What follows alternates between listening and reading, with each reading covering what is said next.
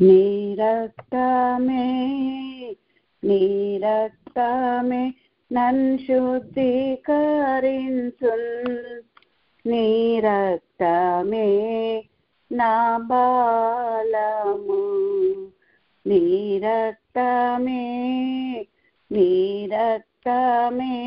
నన్ను శుద్ధీకరించున్ నీ రక్తమే నా బలము నీ రక్తధార లేలా పాపికాశ్రయం బీచును నీ రక్తధార లేలా పాపికాశ్రయం బీచును పరిశుద్ధ తండ్రి పాపిని కడిగి పవిత్ర పరచుము పరిశుద్ధ తండ్రి పాపిని కడిగి పవిత్ర పరచుము నీ రక్తమే నన్ను శుద్ధీకరించున్ నీ రక్తమే నా బలము నశించు వారికి నీ సిలువా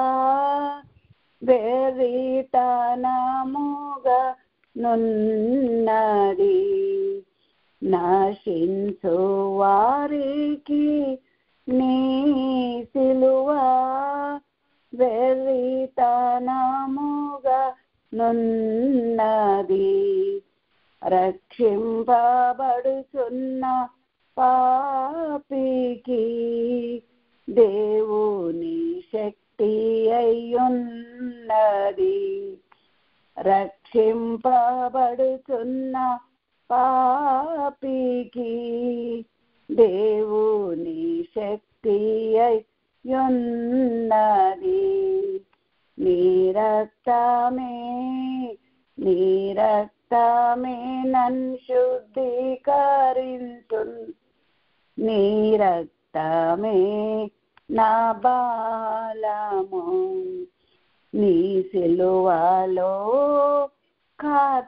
కార్చినట్టి విలువైన రక్తము లోనా నీ సిలువలో కార్చినట్టి విలువైన రక్తము లోనా పాప విముక్తి చేసితివి పరిశుద్ధ దేవ తనయుడా పాప విముక్తి చేసితివి పరిశుద్ధ దేవ తనయుడా నీ రక్తమే నన్ను శుద్ధీకరించున్ నీ రక్తమే నా బలము పందివలే పొర్లిన నన్ను కుక్కవలే తిరిగిన నన్ను పందివలే పొర్లిన నన్ను కుక్కవలే తిరిగిన నన్ను ప్రేమతో చేర్చుకొంటివి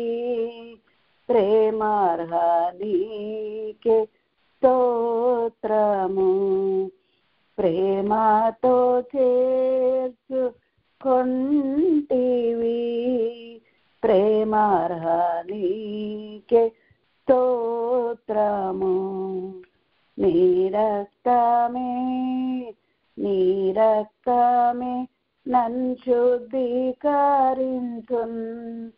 నీ రక్తమే నా బాలము నన్వెంబడించు సైతానున్ నన్ను బెదరించు సైతానున్ నన్వెంబడించు సైతానున్ నన్ను బెదరించు సైతానున్ దునుమాడేది నీ రక్తమే దహించేది నీ రక్తమే దునుమాడేది నీ రక్తమే దహించేది నీ రక్తమే నీ రక్తమే నీ రక్తమే నన్ను శుద్ధీకరించున్ నీ రక్తమే నా బాలము స్తుతి మహిమ ఘనతయు యుగ యుగంబులకును స్తుతి మహిమ ఘనతయు యుగ యుగంబులకును స్తుతి పాత్ర నీకే చెల్లును స్తోత్రార్హుడా నీకే తాగును స్తుతి పాత్ర నీకే చెల్లును స్తోత్రార్హుడా నీకే తాగును నీ రక్తమే నీ రక్తమే నన్ను శుద్ధీకరించున్ నీ రక్తమే నా బాలము నీ రక్తమే నీ రక్తమే నన్ను శుద్ధీకరించున్ నీ రక్తమే నా బాలము. హల్లెలూయా. Praise the Lord. ఆమేన్. ఆమేన్. దేవుని పరిశుద్ధ నామానికి మహిమ కలుగును గాక. ఈ యొక్క ఉదయకాల సమయంలో దేవుడు మనకిచ్చిన మరొక శ్రేష్టమైన సమయాన్ని బట్టి ఈ యొక్క నూతన నెలలోనికి దేవుడు మనల్ని ప్రవేశపెట్టి ఆయన సన్నిధిలో ఈ యొక్క మొదటి శుక్రవారము ఆయన కృపాసనం యొద్దకు రావటానికి ప్రభు మనకిచ్చిన మరొక మంచి సమయాన్ని బట్టి ఆ జీవము కలిగిన దేవుడిని ఎంతో స్తుతిస్తూ ఉన్నాను. దేవుని బిడ్డలుగా ఆయన మన జీవితాలను ఆయనకు మహిమకరంగా నడిపించడానికి ఎల్లప్పుడూ ఎదురు చూస్తుండగా ఆ విధమైన మార్గంలో మనము దేవునికి దూరంగా ఉన్నప్పుడు ఈ లోకంలో మన ఇష్టానుసారంగా మనం ప్రవర్తించాం, నడుచుకున్నాం. అయితే దేవుణ్ణి ఎరిగిన తరువాత ఆయన రక్షణ యొద్దకు వచ్చిన తరువాత మన యొక్క జీవితాల్లో దేవుడు మనకు ఒక మహిమకరమైన మార్గాన్ని ఏర్పాటు చేశారు. ఆ మార్గంలో మనము ముందుకు నడిచినప్పుడు మన యొక్క జీవితాల్లో ప్రతి పరిస్థితులు ఆయన అద్భుతకరంగా రూపాంతరపరచడానికి ఆయన ఇష్టపడుతున్నాడు. అందుకే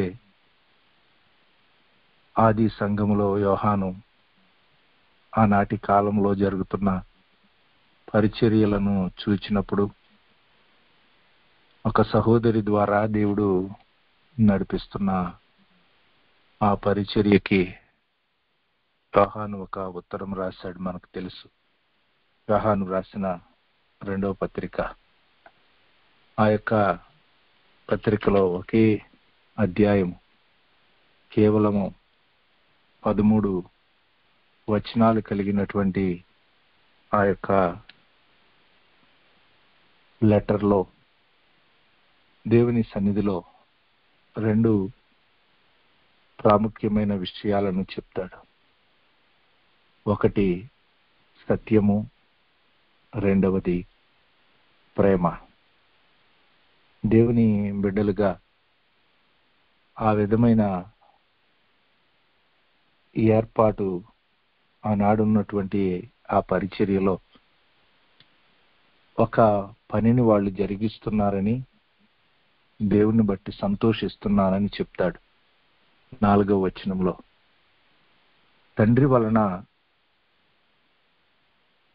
మనము ఆజ్ఞను పొందిన ప్రకారము నీ పిల్లలలో కొందరు సత్యమును అనుసరించి నడుచుచుండుట కనుగొని బహుగా సంతోషించుచున్నాను. ఆమేన్. క్రీస్తునందు ప్రియులారా, ఒక దేవుని సేవకుడే సంఘంలో కొందరు బిడ్డలు సత్యమును అనుసరించి నడుచుకునిచున్నారని ఆయన చూచినప్పుడు బహుగా సంతోషిస్తూ ఉంటే, మన యొక్క పరలోకపు తండ్రి మన యొక్క జీవితాలను గురించి మరింతగా సంతోషించేవాడిగా ఉంటాడో మన జీవితాల్లో మనం ఒకసారి ఆలోచించుకున్నప్పుడు, మనము మన చుట్టూ ఉన్న ఈ యొక్క సమాజంలో నుంచి దేవుని ఏర్పాటు దగ్గరకు వచ్చిన తరువాత దాని యొక్క ప్రాముఖ్యతను గుర్తెరిగి ఆయన సన్నిధిలో ఆయనకు మహిమకరంగా మనము అడుగులు వేయవలసిన వారమై ఉన్నాం.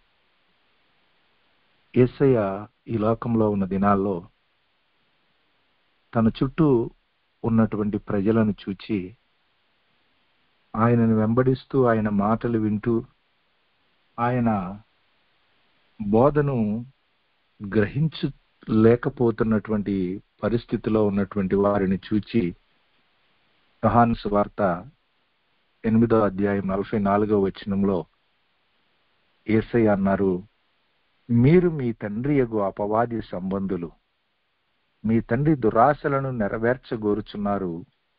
ఆది నుండి వాడు నరహంతకుడయుండి సత్యమందు నిలిచిన వాడు కాడు, వాని యందు సత్యమే లేదు. వాడు అబద్ధమాడినప్పుడు తన స్వభావమును అనుసరించియే మాటలాడును. వాడు అబద్ధికుడును అబద్ధమునకు జనకుడునై ఉన్నాడు. దేవుని సన్నిధానం చెంత యేసుక్రీస్తు నందు విశ్వాసముంచి ఆయన జీవము కలిగిన మార్గంలో నడవటానికి సిద్ధపడక ముందు ఈ లోకంలో మనందరి జీవితాలు ఇలాంటివే. కొందరు లోకానుసారమైన సత్యాన్ని కలిగి ఉన్నారు. ఈనాడు సత్యం అంటే ఏమిటనంటే, పాశ్చాత్య సంస్కృతుల్లో మనం చూస్తున్నప్పుడు అక్కడ ఏదైతే వారికి తెలిసిన నిజమో, వారి పరిస్థితుల్లో ఏది వాస్తవమైనదో అదే వారి జీవితాల్లో సత్యం. మీరున్న ప్రాంతంలో మీకు తెలిసిన దాన్ని మీ జీవితంలో ఏదైతే వాస్తవమైందో దానిని మీరు కలిగి ఉండొచ్చు అనేటువంటిది ఈనాటి ప్రపంచంలో మనం చూస్తున్నటువంటి సత్యమై ఉన్నది. ప్రాంతాలకి, దేశాలకి, ప్రజలకి ఎన్నో రకాలైనటువంటి ఆచారాలు, కట్టుబాట్లు, రకరకాలైనటువంటి విధానాలను బట్టి లోకంలో ఉన్నటువంటి సత్యానికి నిర్వచనం లేనటువంటి పరిస్థితులు లోకంలో ఉన్నాయి. కానీ యేసుక్రీస్తును అంగీకరించినటువంటి మన యొక్క జీవితాల్లో మనకి సత్యం అంటే ఏమిటంటే, అది సార్వత్రికమైనటువంటిది. ప్రాంతాన్ని బట్టి, ప్రజలను బట్టి, పరిస్థితులను బట్టి మారిపోయేటువంటిది కాదు. అది వ్యక్తిగతమైనది, ఇంకా అంతకంటే కూడా కాదు. దేవుని జీవము కలిగిన ఆత్మ సహాయంతో మనం అడుగులు వేసే ప్రయాణంలో మన యొక్క జీవితాల్లో సత్యమును అనుసరించి మనము నడుచుకోవాలి అని అంటే, మనకు అసలు సత్యం అంటే ఏమిటో మనకి తెలవాలి. ఆ సత్యంలో మనము నిలిచి ఉండాలి. అప్పుడు మనము సత్యమును అనుసరించి నడుచుకోగలుగుతాం. ఆ సత్యంలో నిలిచి ఉండాలి అని అంటే కొన్నిసార్లు మనము దానికి కొంత వెల చెల్లించాల్సినటువంటి పరిస్థితులు ఎదురవుతాయి. అలాంటి పరిస్థితుల్లో దేవుని బిడ్డలుగా మన యొక్క జీవితాల్లో దేవునికి మహిమకరంగా మనము అడుగులను వేయటానికి ఆ ఏర్పాటును మనం ఎప్పుడైతే తెలుసుకోగలుగుతామో అప్పుడే మనము ఆ సత్యంలో నిలబడి దేవునికి మహిమకరంగా ఆ సత్యం ద్వారా వచ్చే ఆ ఫలితము మనము తెలుసుకున్నప్పుడు ఒక అద్భుతకరంగా ఆ సత్యంలో నడుచుకోగలుగుతాం. అందుకే యేసు ప్రభు వారి లోకంలో ఉన్నప్పుడు ఆయన అన్నారు, యోహాను సువార్త 14:6లో మనందరికీ తెలుసు, నేనే మార్గాన్ని సత్యమును జీవమును, నా ద్వారానే తప్ప తండ్రి యొద్దకు ఎవరు రారని. అంత మాత్రమే కాదు, యేసయ్య పిలాతు ఎదుట నిలబడి యోహాను సువార్త 18:37లో ఆయన చెప్పారు, సత్యాన్ని గూర్చి సాక్ష్యం ఇవ్వటానికి నేను పుట్టాను, ఇందు నిమిత్తమే ఈ లోకానికి వచ్చాను, సత్య సంబంధి అయిన ప్రతి వాడు నా మాట వినును అని చెప్పారు. కాబట్టి యేసు తన శిష్యులతో నేనే మార్గాన్ని సత్యాన్ని జీవాన్ని అని ఎలాగ చెప్పారో ఈ లోక సంబంధమైనటువంటి అధికారితో కూడా ఆయన స్పష్టంగా చెప్పారు, నేను సత్యాన్ని గూర్చి సాక్ష్యం ఇవ్వటానికి వచ్చాను, ఇందు నిమిత్తమే ఈ లోకంలోనికి వచ్చాను, సత్య సంబంధి అయిన ప్రతి వాడు నా మాట వింటాడు అని. దేవుని బిడ్డలుగా మన యొక్క జీవితాల్లో మనము సత్యం అనేది తెలుసుకోవాలి అని అంటే యేసయ్య చెప్పిన మరొక మాట యోహాను సువార్త 17:17లో మనం చూస్తాం, అయ్యా వీరిని సత్యమందు ప్రతిష్ఠ చెయ్యి, నీ వాక్యమే సత్యమని. దేవుని బిడ్డలుగా మన యొక్క జీవితాల్లో ఆయనకు మహిమకరంగా మనము సత్యంలో నిలిచి ఉండాలి అని అంటే, సత్యాన్ని తెలుసుకోవాలి అని అంటే, ఆ సత్యమును అనుసరించి నడుచుకునటానికి ఇవి ఒక ప్రాముఖ్యమైన ఆధారాలు. అందుకే 119వ కీర్తన 106వ వచనంలో కీర్తనాకారుడు చెప్తాడు, నీ వాక్య సారాంశము సత్యము, నీవు నియమించిన న్యాయ విధులన్నీ నిత్యము నిలుచునని. దేవుని వాక్యము సత్యము, అంతకంటే ఆ వాక్యం యొక్క సారాంశము అంటే యోహాను సువార్తలో 16:13లో యేసు ప్రభు వారు చెప్పారు, నేను వెళ్ళటం మంచిది, నేను వెళ్ళి మీ కొరకు ఆదరణకర్త అయిన పరిశుద్ధాత్మ దేవుణ్ణి పంపిస్తాను, ఆయన మిమ్మలను సర్వసత్యములోనికి నడిపిస్తారు అని. కాబట్టి మన యొక్క జీవితాల్లో సత్యం అంటే ఏమిటి తెలుసుకోవాలి అని అంటే, పరిశుద్ధ ఆత్మ దేవుడు వాక్యపు సారాంశాన్ని మనకు అర్థం చేసినప్పుడు మన యొక్క జీవితాల్లో సత్యం అంటే ఏమిటో అర్థమవుతుంది. ఒక ఆయన చెప్పారు, 1 లీటరు పెట్రోల్ కొట్టించుకుంటే చాలా మంది చెప్తారు ఇక్కడ ఇండియాలో ఏమనంటే, చూడండి మీటర్ చూడండి అని. మరి 0 చూసిన తర్వాతే మీటర్ స్టార్ట్ చేస్తాడు, 100 పాయింట్లు అయిన తర్వాత ఆపుతాడు, ఇది 1 లీటర్ కొట్టానంటాడు. అది నిజం, అది సత్యం కాదు. కానీ ఆ ట్యాంక్లో 900 పాయింట్లే ఆయిల్ వచ్చిందనేటువంటిది యథార్థం, అది కూడా సత్యం కాదు. 100 పాయింట్లు అక్కడ కొట్టాడు, లీటర్ కొట్టాడు అనేటువంటిది నిజము, మనకు కనపడుతున్నది. దాని వెనకున్న యథార్థం ఏంటంటే, దాంట్లో ఒక 5 పాయింట్లు 10 పాయింట్లు తక్కువగా ఆయిల్ వచ్చిందనేటువంటిది యథార్థం. కానీ సత్యం ఏమిటంటే ఆ 900 పాయింట్లోనూ 700 800 పాయింట్లు పెట్రోలు, ఒక 100 150 పాయింట్లు వేరే ఆయిల్ మిక్స్ అయి ఉన్నది. అది సత్యం.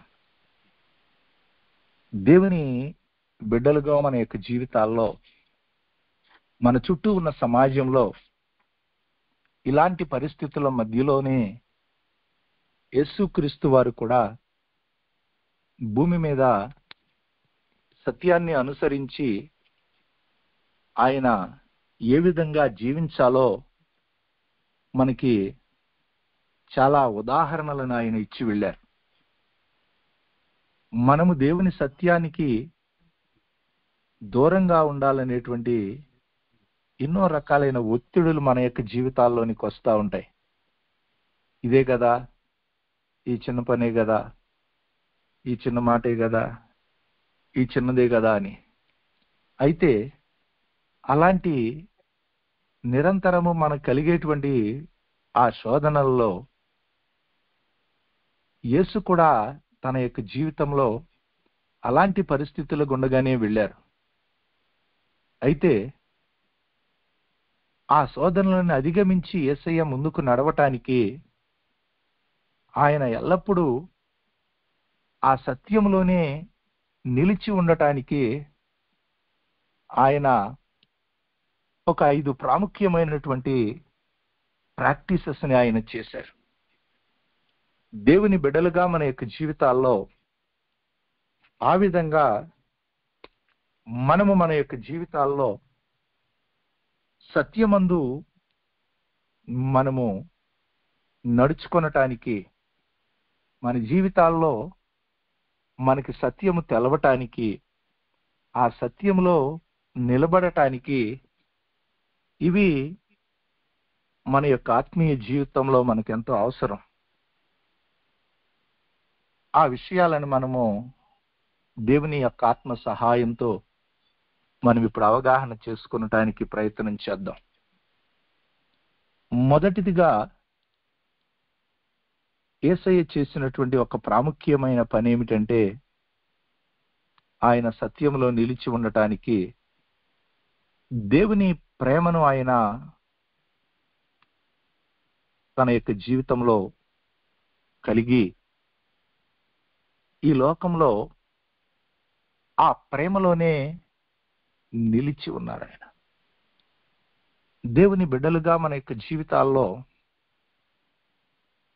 అనేక వరాలని మనము పొందుకొని మనము యేసులాగా నడవలేము. కానీ దేవుని ప్రేమ అనే వరాన్ని మన యొక్క జీవితాల్లో మనం పొందుకుంటే దేవునికి మహిమకరంగా మన యొక్క జీవితాల్లో మనము అద్భుతకరంగా దేవుడు మనకు అనుగ్రహించినటువంటి సత్యంలో మనం ముందుకు అడుగులను వేయగలుగుతాం. అందుకే ఆ దేవుని ప్రేమను మనం పొందటానికి రోమా 5:5 మనకి చెబుతుంది, ఈ నిరీక్షణ మనలను సిగ్గుపరచదు, పరిశుద్ధ ఆత్మని ద్వారా దేవుని ప్రేమ మన హృదయాల్లో కృమ్మరించబడి ఉన్నది అని. మన యొక్క మార్గంలో మనము సత్యములో నిలిచి ఉండాలి అంటే, సత్యం తెలవాలి అంటే, సత్యమును అనుసరించి నడుచుకోవాలి అని అంటే, పరిశుద్ధ ఆత్మ దేవుడు మన హృదయాల్లోనికి దేవుని ప్రేమను కృమ్మరించాలి. అది మనుషుల యొక్క ప్రేమ కంటే, భౌతికంగా ఏ విధమైన రిలేషన్స్ ద్వారా కలిగేటువంటి ప్రేమ కంటే, తల్లిదండ్రులు, అన్నదమ్ములు, అక్క చెల్లెండ్రు, భార్య భర్తలు, ఈ లోకంలో ఉన్నటువంటి ఏ విధమైన బంధాలు, స్నేహితులు, బంధువులు, ఆప్తులు, లోకంలో ఉన్న ఏ ప్రేమ ఇవ్వలేనటువంటిది పరిశుద్ధ ఆత్మ ద్వారా దేవుడు మన హృదయాల్లో అనుగ్రహించి ఆ ప్రేమను మనము మన యొక్క జీవితాల్లో మనం వ్యక్తిగతంగా పొందుకోవాలి. ఆ ప్రేమలో ఉన్నటువంటి ఆ శాంతిని, నిరీక్షణని, ఆ భద్రతని ముందు మన యొక్క జీవితాల్లో మనం అనుభవించాలి. ఎప్పుడైతే వాటిని మనము పొందుకుంటామో, మనము అనుభవిస్తామో, అప్పుడు వాటిని మనం ఇతరులకు ఇవ్వగలుగుతాం. ఆ విధంగా యేసయ్య దేవుని ప్రేమను పొందుకుని తనలో నుంచి ఆ ప్రేమను, ఆ శాంతిని, ఆ నిరీక్షణను, ఆ దేవుడిచ్చే ఆ భద్రతని తన జీవితంలో కలిగి ఈ భూమి మీద తాను ముందుకు అడుగులు వేశారు. అప్పుడు ఆయనకి తన ఎదుటున్న ప్రజలను గురించి, పరిస్థితులను గురించి, తన ఎదుట జరగబోయేటువంటి ఏర్పాట్లను గురించి ఆయన యొద్దకు ఎట్టి సమాచారం వచ్చినా ఆ పరిస్థితులన్నిట్లోనూ ఆయన ప్రేమతో ముందుకు కదిలారు. తద్వారా ఆ ప్రజల్లో, ఆ పరిస్థితుల్లో ఉన్న సత్యము బయటకొచ్చింది. దేవుని బిడ్డలుగా మన యొక్క జీవితాల్లో అలాగూ మనము మన చుట్టూ ఉన్న సమాజంలో సత్యమును అనుసరించి నడుచుకునటానికి దేవుని ప్రేమను పొందుకొని ఆ ప్రేమతో మనం కదిలేటువంటి అనుభవాన్ని మన యొక్క జీవితాల్లో కలిగి ఉండాలి. ఆ ఏర్పాటు మనలో కార్యసాధకం అవటానికి మరొక ప్రాముఖ్యమైనటువంటి స్థితి ఏమిటంటే, దేవుని బిడ్డలుగా మనకు ఆ సత్యము తెలవాలి అని అంటే మనము ఏకాంతముగా దేవునితో పూర్తిగా ఒంటరిగా ఉండేటువంటి అనుభవము మన యొక్క జీవితాల్లో ఎంతో అవసరం. ఈనాడు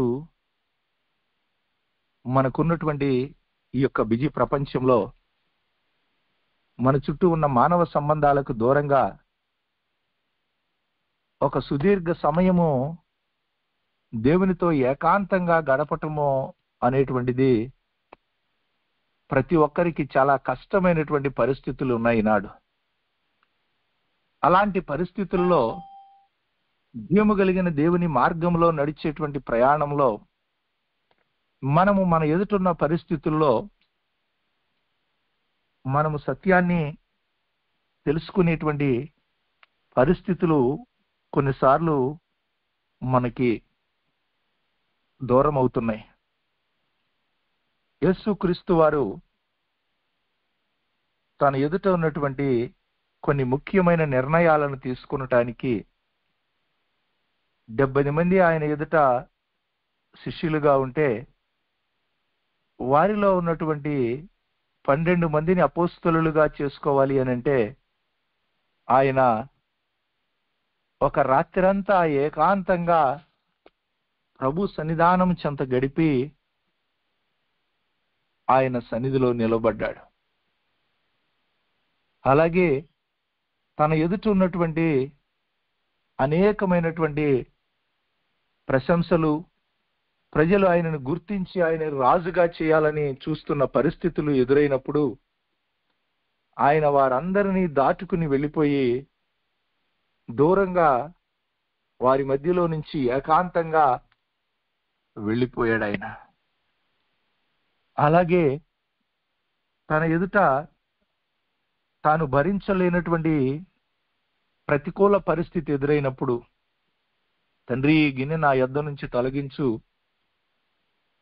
అది అయినా నా ఇష్టం కాదు నీ చిత్తమే అని చెప్పి తన ఎదుట ఆ భయంకరమైనటువంటి దుఃఖము, వేదన ఎదురైన పరిస్థితుల్లో వారిని గెత్సెమనెలో ఆయన తీసుకుని వెళ్ళాడు. కానీ ఒక చోటనే కొందరిని ఉంచేశాడు. ఇంకొక ఇద్దరిని కొంచెం ఆయన కంటే దగ్గరగా ఉండటానికి వీలుగా ఇంకొక ఇద్దరిని తీసుకుని వెళ్ళాడు. కానీ ఆయన ఒక్కడే ఏకాంతంగా తను ఎదుటున్నటువంటి పరిస్థితుల్లో ఆ చెమట రక్త బిందువుగా కారేటువంటి విధంగా తన ముందున్నటువంటి ఆ భయంకరమైన నిందలు, అవమానాలు, అవహేళనలు, భయంకరమైనటువంటి ఆ యొక్క కొరడా దెబ్బలు, ఆ శిలువ మరణమైనటువంటి తట్టుకోలేని దుఃఖాక్రాంతమైన పరిస్థితుల్లో యేసుక్రీస్తు వారు ఏకాంతంగా తండ్రి సన్నిధిలో గడిపాడు. యోహాను సువార్త 16:32 యేసయ్య అంటారు, ఇదిగో మీరందరూ నన్ను విడిచిపెట్టిపోయే గడియ వస్తుంది, అది ఇప్పుడు వచ్చే ఉంది, అయినా సరే నేనేమాత్రం ఒంటరిని కాదు, నా తండ్రి నాతో కూడా ఉన్నాడని. 3.5 సంవత్సరాలు ఒక మహిమ కలిగిన పరిచర్య చేసినటువంటి ఆయన ఆఖరికి తన పక్షాన నిలబడే ఒక్క మనిషి లేని స్థితిలో కూడా తన యొక్క జీవితంలో తాను తండ్రి యొద్ద ఏకాంతంగా ఏదైతే తండ్రి యొద్ద నుంచి సత్యాన్ని గ్రహించాడో దానిని బట్టి ఆయన వారి విషయంలో ఆయాసపడలా. ఇదిగో సాతాను మిమ్మలను అందరినీ జల్లించాలనుకుంది, మీ కొరకు నేను ప్రార్థన చేశాను. పేతురు, నీ మనసు తిరిగినప్పుడు నీ సహోదరులను స్థిరపరచమని చెప్పి యేసయ్య ముందుకు వెళ్ళిపోయాడు. ఎందుకంటే ఆయనకు సత్యము తెలిసింది గనుక. మూడవదిగా మనకు సత్యం అర్థం కావాలి అని అంటే ప్రార్థనా జీవితం అనేటువంటిది మన యొక్క జీవితాల్లో మొదటి ప్రతిస్పందనగా మనకు ఉండాలి.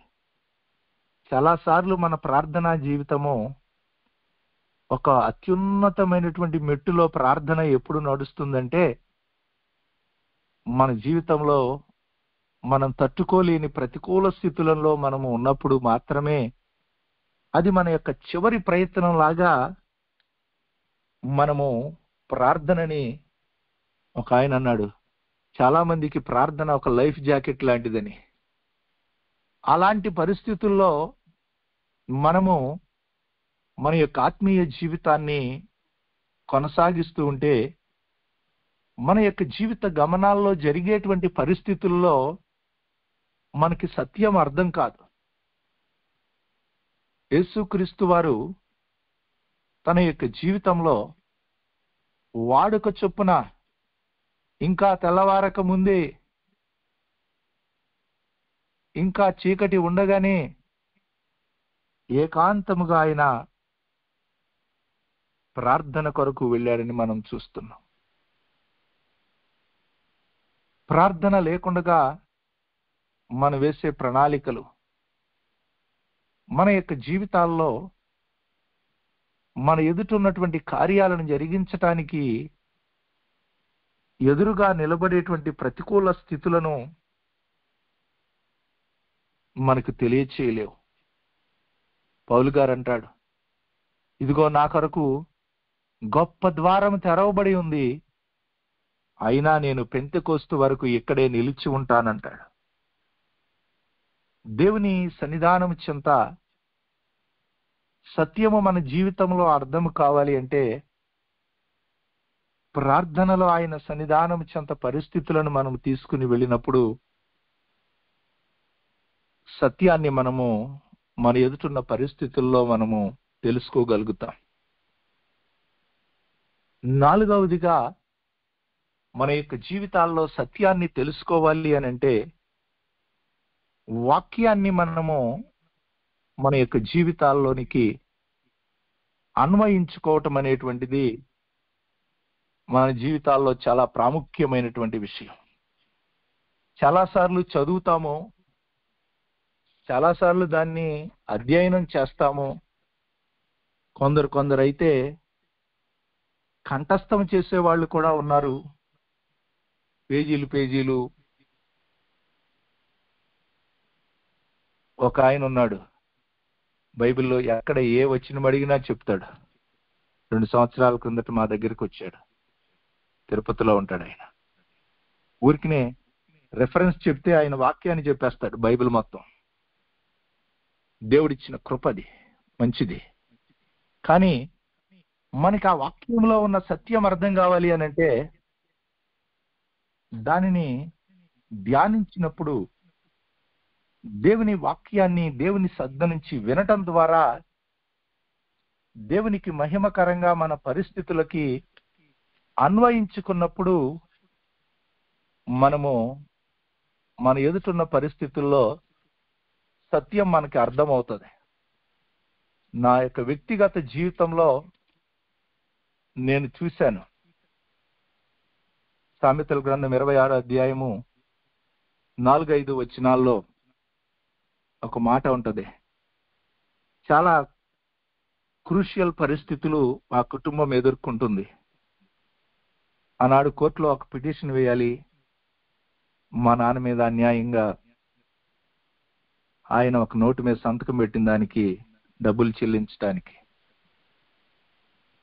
మేమంటాము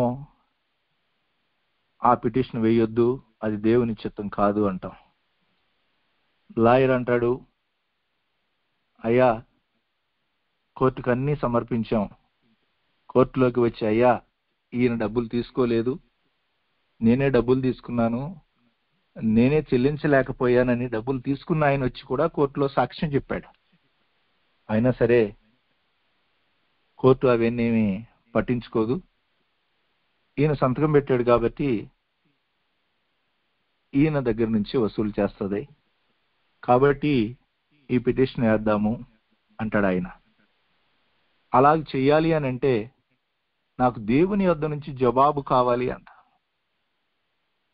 ఎప్పటి వరకు అంటే ఆల్రెడీ ఆయన పిటిషన్ తయారు చేసుకున్నాడు, వాయిదాకు వెళ్ళాడు, వాయిదా రోజు వచ్చేసింది. ఇలాంటి శుక్రవారమే ఆ రోజు. నేను ప్రతి శుక్రవారం హైదరాబాద్లో ప్రార్థనలో ఉంటాను. ఉదయం నుంచి మధ్యాహ్నం దాకా ప్రభు సన్నిధిలో ప్రార్థన చేస్తా ఉన్నా. ఏమండి ఏం చేయమంటారు? ఆయన అక్కడి నుంచి ఫోన్ చేస్తాడు. మధ్యాహ్నం అయిపోయింది, మార్నింగ్ ఒకసారి పిలిచారు, ఇంకా సాయంత్రం వరకు సమయం ఉందండి అన్నాడు. 3 గంటలప్పుడు దేవుడు చెప్పిన మాట ఇది, మూర్ఖునికి తన మూర్ఖత చొప్పున ప్రత్యుత్తరం ఇయ్యకుము, ఇచ్చిన ఎడల నీవును వాన్ని పోలియుందువు. అలాగే తరువాతి వచనం, వాని మూర్ఖత చొప్పున మూర్ఖునికి ప్రత్యుత్తరం ఇమ్ము, అలాగు చేయని ఎడల వాడు తన దృష్టికి తాను జ్ఞానిని అనుకొనును అని. దేవుడు స్పష్టంగా ఈ 2 వచనాలు ఎమ్మటెమ్మటే ఉన్నాయి. దేవుడు ప్రార్థనలో తెలియజేస్తున్నాడు. ఇప్పుడు నా పరిస్థితుల్లో నేను ఏ వచనాన్ని అప్లై చేయాలి? దేవుడు ఆ 2వ వచనాన్ని అప్లై చేయమని 26:5 దేవుడు చెప్పాడు. ఆ పిటిషన్ వేయండి అని చెప్పి ఇమీడియట్లీగా నేను హైదరాబాద్ నుంచి ఫోన్ చేసి కోర్టులో ఉన్న వ్యక్తికి చెప్పా. ఆ పిటిషన్ వేయటం వలన 6 సంవత్సరాల పాటు ఆగిపోయింది ఆ యొక్క పేమెంట్ చేసే పరిస్థితులు. ఆ తర్వాత దేవుడు కృపనిచ్చాడు. దేవుని సన్నిధిలో మేము అన్యాయంగా మేము తీసుకున్నటువంటి దానికి నేను డబ్బులు చెల్లించాను. ఆ డబ్బులు నేను వెళ్ళి అలాగే ఇచ్చాను. డబ్బులు లెక్క పెట్టుకుని నాకు ముట్ని అని చెప్పే లోపే ఎవరైతే ఆ పిటిషన్ వేశాడో ఆ వ్యక్తి చనిపోయాడని ఇంటి దగ్గర నుంచి డబ్బులు తీసుకున్న కుమారుడికి ఫోన్ వచ్చింది. దేవుని సన్నిధానం చెంత దేవుని బిడ్డలుగా మన యొక్క జీవితాల్లో మనము వాక్యాన్ని మన యొక్క జీవితంలో దేవుని సత్యాన్ని తెలుసుకొని అడుగులు వేయటానికి మనము మన పరిస్థితుల్లోనికి అన్వయించుకోవటం అనేటువంటిది వాక్యము 2 అంచులు కలిగిన ఖడ్గం. తప్పించుకు తిరిగే వాళ్ళకి వాక్యం ఉపయోగపడుతుంది. ఆ వాక్యము సత్యమందు ప్రతిష్ఠ చేయబడి ఆయన సన్నిధిలో ఆయన వాక్యాన్ని నెరవేర్చి బలసూరులుగా నిలబడటానికి వాక్యం మనకు ఉపయోగపడుతుంది. ఆ విధంగా దేవుని సన్నిధిలో మనం నిలబడవలసిన అవసరం ఉంది. అలాగే యేసయ్య ఆయన యొద్దకు వచ్చిన అనేక మంది వ్యక్తులకి, ఆయన అనేక రకాలుగా చిక్కించుకోవటానికి చూసినటువంటి శాస్త్రులకి, పరిసయ్యులకి, ధర్మశాస్త్రోపదేశకులకి ఆయన అద్భుతకరంగా సమాధానం ఇచ్చాడు. కొన్నిసార్లు ఆయన ఎదురు ప్రశ్నించి, నీవు దానికి సమాధానం చెప్పు, నువ్వు చెప్పకపోతే నేను దీనికి సమాధానం చెప్పనన్నాడు ఆయన. ఆ విధంగా ప్రతి పరిస్థితుల్లోనూ వాక్యాన్ని అన్వయించుకొని సత్యమందు నిలబడ్డాడు ఆయన. మన యొక్క జీవితాల్లో అలాగూ నిలబడాలని ఆయన మనల్ని కోరుకుంటున్నాడు. ఆఖరిగా మనం చూస్తే, మనము సత్యమందు నిలబడాలి, సత్యం మనకి తెలవాలి అని అంటే సరి అయినటువంటి సంబంధాలని మనము మనుషులతో కలిగి ఉండాలి. వాడు మన శత్రువైనా, మన విరోధి అయినా, మనకి ఎంత హాని చేసేవాళ్ళైనా, మనము దేవుని సన్నిధానం చెంత దేవుని బిడ్డలుగా రోమా 12:18 చెబుతుంది, శక్యమైతే మీ చేతనైనంత మట్టుకు సమస్త మనుషులతో కూడా సమాధానంగా ఉండండి. సరి అయినటువంటి సంబంధాలని మనం కలిగి ఉన్నప్పుడు మనకి సత్యం అర్థమవుతుంది. కొన్నిసార్లు మనం కుటుంబంలో యజమానిగా ఉంటే, సంఘంలో ఒక నాయకుడిగా ఉంటే, అలాగే సమాజంలో ఒక లీడర్గా ఉంటే, మనకి మనుషులతో సరి అయిన సంబంధాలు కలిగి ఉండటం సాధ్యపడదు. ఆటోమేటిక్గా ఒక నాయకత్వ స్థానంలోనికి రాగానే మనము ఒంటరి అయిపోతాం. మన దగ్గరికి కొందరికే యాక్సెస్ ఉంటుంది, అందరికీ ఆ యాక్సెస్ ఉండదు. అలాంటి పరిస్థితుల్లో కుటుంబంలో ఏం జరుగుతుందో సత్యం మనకి అర్థం కాదు. మన చుట్టూ ఉన్న సమాజంలో ఉన్న పరిస్థితులు మనము సత్యంలో నిలబడటానికి మనకు సంపూర్ణంగా మన దగ్గరికి రావు.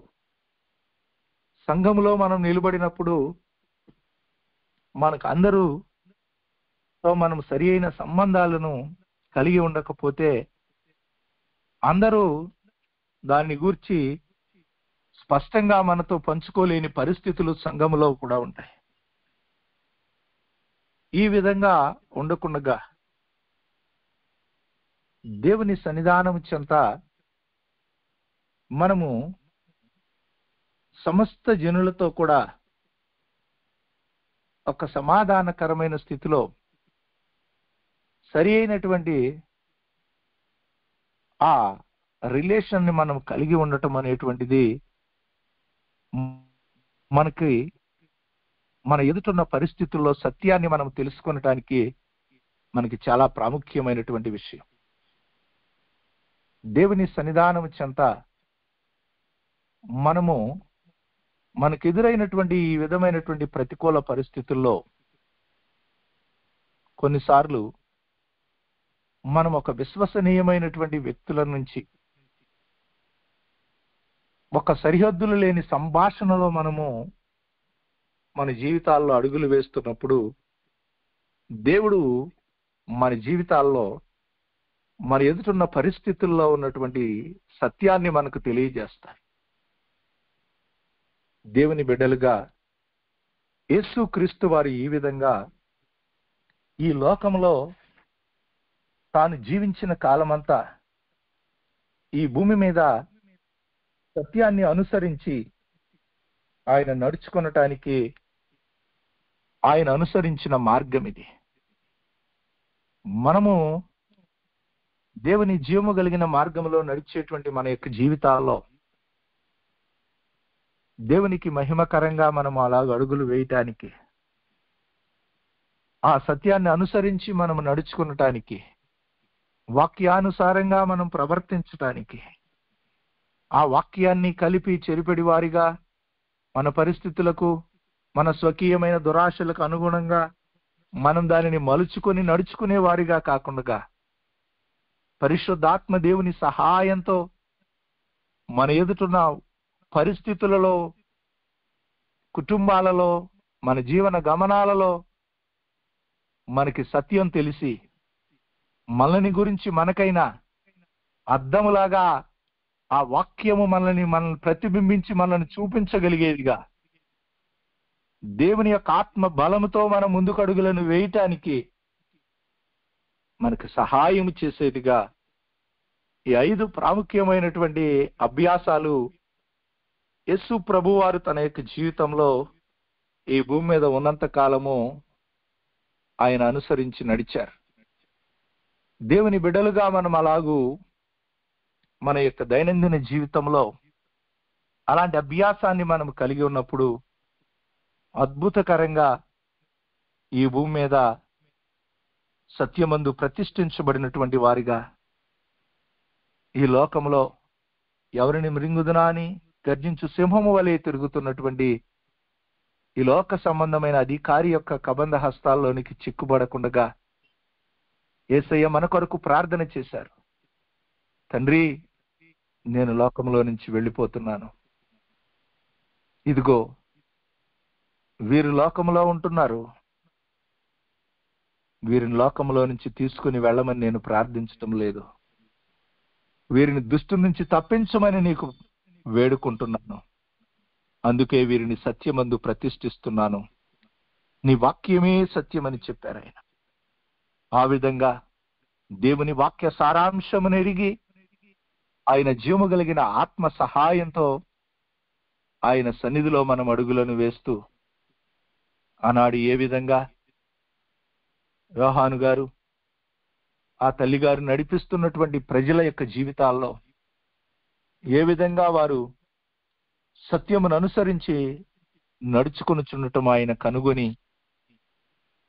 దేవుని సన్నిధానము చెంత సంతోషిస్తున్నారో, మనల్ని చూచినప్పుడు, మన కుటుంబాలను చూచినప్పుడు ప్రభువైన యేసు నిశ్చయంగా ఆ సత్యమును అనుసరించి నడుచుకుంటున్నటువంటి మనల్ని చూచి ఆయన మహిమ కలిగిన ఆత్మ సహాయంతో మన పక్షంగా ఆయన నిలిచి ఆయన గొప్ప కార్యాలు జరిగించడానికి ఇష్టపడుతున్నాడు.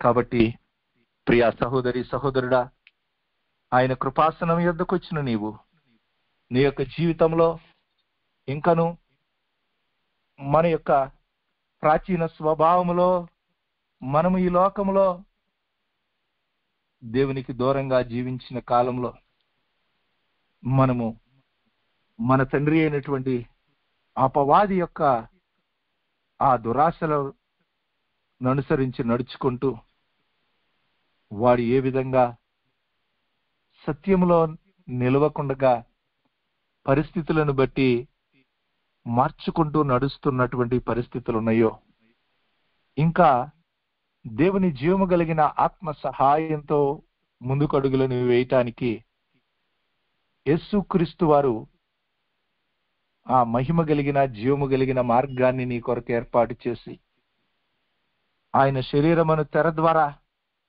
నూతనమైనదియు వాడబారినదియు మహిమ కలిగినది అయినటువంటి ఆ మార్గంలో నిన్ను నడిపించటానికి ఆయన ఎదురు చూస్తూ ఉండగా, నిన్ను నీవు ఆయన మహిమ కలిగిన సత్యములో నీ జీవితాన్ని అప్పగించుకొని పరిస్థితులుంటే ప్రభు సన్నిధానం చెంత ఈ దినమందే నిన్ను నీవు ఆయన సన్నిధానం చెంతకు తీసుకుని వచ్చి, ప్రభువా, నీ సన్నిధిలో సత్యాన్ని అనుసరించి నడుచుకున్నట్లు కృప దయచేయండి అయ్యా. అబద్ధమాడకుండగా నా పెదవులను నీవే నానైనా ముట్టండి. అబద్ధమాడే పరిస్థితులు రాకుండగా నీవే నీ ఆత్మ సహాయంతో నన్ను కాపాడండి. నీ సన్నిధిలో ఎల్లప్పుడూ సత్యమును అనుసరించి నడుచుకునటానికి, నీ యొక్క వాక్యాన్ని గుర్తెరిగి నీ ప్రేమలో నిలిచి ఉండి నీ సన్నిధిలో ఏకాంతంగా నా ఎదుటున్న పరిస్థితుల్లో సత్యాన్ని నేను తెలుసుకుని నీ జీవము కలిగిన ఆత్మ సహాయంతో ప్రార్థనలో నీ యొక్క మార్గదర్శకత్వాన్ని పొందుకొని నా ఎదుటున్న ప్రజల ఎదుట సరి అయిన సంబంధాలతో నడుచుకొనటానికి సహాయం చేయమని నీవు ఆయన సన్నిధానము చెంతకొచ్చి ఆయన బలిపీఠం యొద్ద నిన్ను నీవు అప్పగించుకో. ఇది మొదలుకొని పరిశుద్ధాత్మ దేవుని సన్నిధి నీతో కూడా వస్తూ నిశ్చయంగా నిన్ను ఆ సర్వసత్యములో ఆయన వాక్యపు సారాంశాన్ని నీకు నీ జీవిత పరిస్థితులకు తెలియచేసి నిన్ను ఒక జయ జీవితంతో నడిపించటానికి ఆయన నీ కొరకు ఎదురు చూస్తున్నాడు.